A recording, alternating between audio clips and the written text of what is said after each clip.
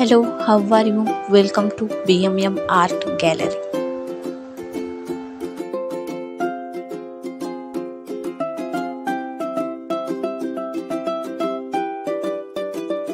तो आज हम लोग एक तोरण की डिज़ाइन सीखने वाले हैं जो कि सबसे आसान है और कम से कम उलन में बन जाएगी। इसके लिए हमें सबसे पहले एक साँचा लेना है जिस पे हम फूल बनाने वाले हैं। आप लोग ध्यान से देखिए और सीखिए कि उलन से ईश्वर फूल कैसे बनाया जाता है। अगर आप लोग इससे ज़्यादा डिटेल में फूल सीखना चाहते हो तो उसका वीडियो मैंने बनाया हुआ है, तो आप अगर वो वीडियो देखना चाहते हो तो उसका लिंक मैं डिस्क्रिप्शन बॉक्स में दे दूँगी। आप वहाँ जाकर इस वीडियो को देखकर और ज़्यादा डिटेल में इस फूल को सीख सकते हैं। तो आज ये हम तोरण सीखने के साथ ही साथ वास्तुशास्त्र के बारे में कुछ बातें सीखने वाले हैं जो कि मेन डोर के बारे में है। तो चलिए जानते हैं पहली बात। तो हम पहली बात ये सीखने वाले हैं कि हमारा जो मेन डोर होता है वो हमें मजबूत और मोटी लकड़ी से बनाना चाहिए। हमारा जो मेन डोर होता है उस पर किसी भी प्रकार का क्रैक नहीं होना चाहिए। दूसरी बात, घर का जो मेन डोर होता है वो घर के दूसरे दरवाजों से ज़्यादा बड़ा होना चाहिए। घर का दरवाज़ा हमेशा रेक्टेंगुलर शेप या फिर चौकोनी आकार में ही होना चाहिए। किसी और शेप में घर का दरवाज़ा नहीं होना चाहिए। मेन डोर के बारे में दो बातें सीखने के साथ ही साथ हमारा फूल भी अब कंप्लीट होने वाला है।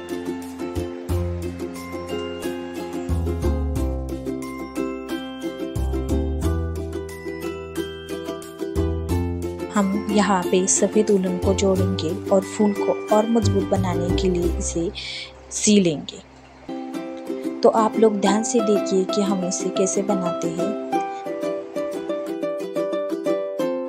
तो डोर के बारे में हम तीसरी बात सीखने वाले हैं।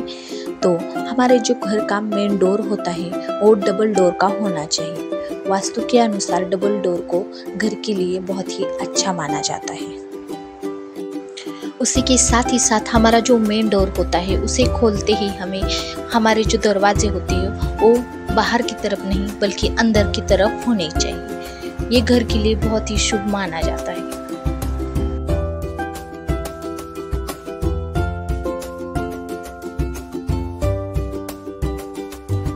तो हमारा फूल बनके पूरी तरह से तैयार हो गया है। ऐसे हमें 7 फूल बना लेने हैं।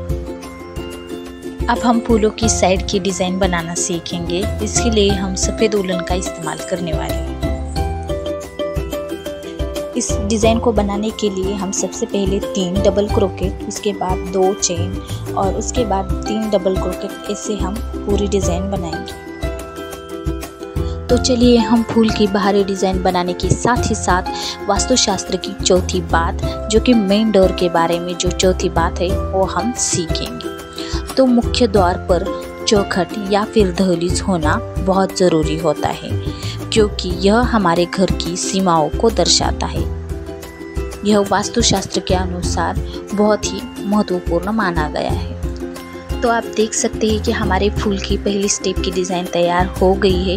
अब हम दूसरे स्टेप की डिज़ाइन बनाने वाले हैं। तो उसके लिए हम सबसे पहले लेने वाले हैं 2 डबल क्रोशे, उसके बाद 1 ट्रिपल क्रोशे, उसके बाद 2 डबल क्रोशे। ऐसे हम 5 कॉलम्स लेने वाले हैं। उसके बाद हम ऐसे ही हम सारे जो 3 डबल क्रोशे लिए हैं उन सारे डिज़ाइन पर हम यह स्टेप बनाने वाले हैं।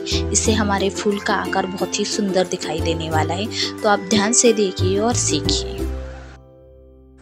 तो चलिए अब हम ये फूल की डिज़ाइन बनाने के साथ ही साथ वास्तुशास्त्र के बारे में 5वीं बात सीखने वाले हैं। तो जो हमारा मेन डोर होता है उस पर हमें कभी भी काला रंग नहीं लगाना चाहिए क्योंकि यह वास्तुशास्त्र के अनुसार अशुभ माना जाता है।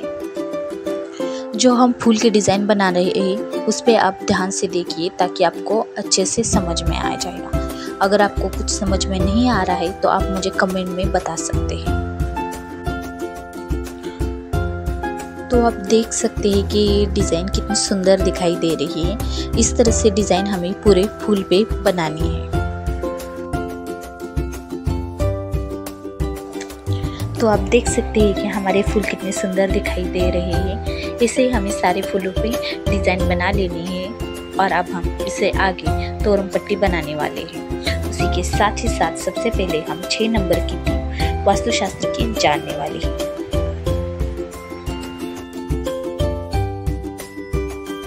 तो अब हम वास्तुशास्त्र के अनुसार 6 नंबर की टीप मेन डोर के बारे में सीखने वाले हैं। तो हम देखते हैं कि काफ़ी घरों में 2 या फिर 3 दरवाजे दिखाई देते हैं, लेकिन वास्तुशास्त्र के अनुसार कहा जाता है कि अगर जो दरवाज़ा हमारा पॉजिटिव डायरेक्शन में हो उसे ही हमें घर का मेन डोर बना लेना चाहिए, क्योंकि उससे हमारे घर में पॉजिटिव एनर्जी आती है। इसीलिए जो भी दरवाज़ा पॉजिटिव डायरेक्शन में हो उसे ही हमें घर का मेन डोर बना लेना चाहिए। तो चलिए अब हम तोरण पट्टी बनाना सीखेंगे। इसके लिए हम सबसे पहले चेन लेने वाले हैं। 128 की चेन हम बनाने वाले हैं। तो आप इसे ध्यान से देखिए, ये कुछ तोरण पट्टी कुछ अलग तरीके की होगी, इसलिए आप इसे ध्यान से देखिए और सीखिए। और अगर कोई प्रॉब्लम आए तो आप मुझे कमेंट करके बताइए। तो हम तोरण पट्टी सीखने के साथ ही साथ मेन डोर के बारे में वास्तुशास्त्र की 7वीं टिप सीखते हैं। तो कहा जाता है कि हमारा जो मुख्य दरवाज़ा होता है उससे हमेशा प्रकाश आना चाहिए और उसे कभी भी हमें अंधेरे में नहीं रखना चाहिए। उसी के साथ ही साथ उसे हमेशा साफ सुथरा रखना चाहिए, क्योंकि इससे हमारे घर में पॉजिटिव एनर्जी आती है और हमारे घर में सुख और समृद्धि खिली रहती है। इसीलिए हमेशा अपने घर का दरवाज़ा ऐसे डायरेक्शन में रखें जिससे कि घर में ज़्यादातर प्रकाश आए, और हमेशा घर का दरवाज़ा साफ सुथरा रखें ताकि हमारे घर में हमेशा सुख समृद्धि खिली रहे और पॉजिटिव एनर्जी आती रहे। हम यहाँ पे तोरण पट्टी बनाने के लिए डबल क्रोशे का इस्तेमाल कर रहे हैं। हम तोरण पट्टी पे एक डबल क्रोशे, उसके बाद एक चेन छोड़कर दूसरी डबल क्रोशे, ऐसे हम डिज़ाइन बना रहे हैं। तो आप ध्यान से देखिए और सीखिए।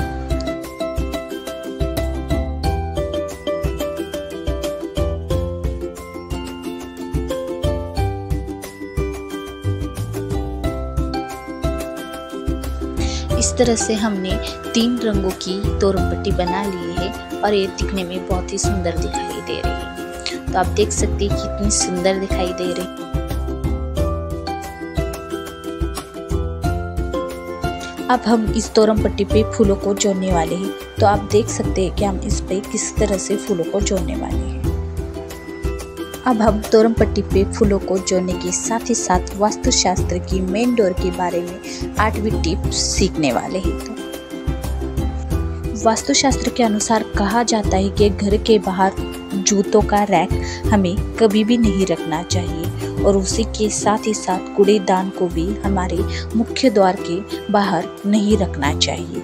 इससे हमारे घर में नेगेटिव एनर्जी आती है।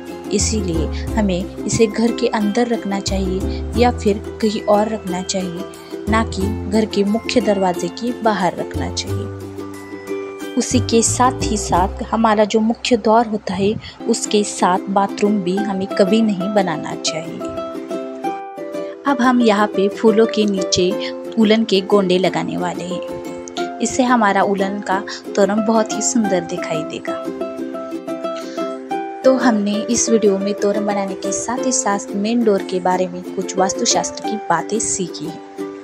तो आपको वास्तुशास्त्र प्लस उलन आर्ट ये कॉम्बिनेशन कैसा लगा आप मुझे कमेंट करके ज़रूर बताना।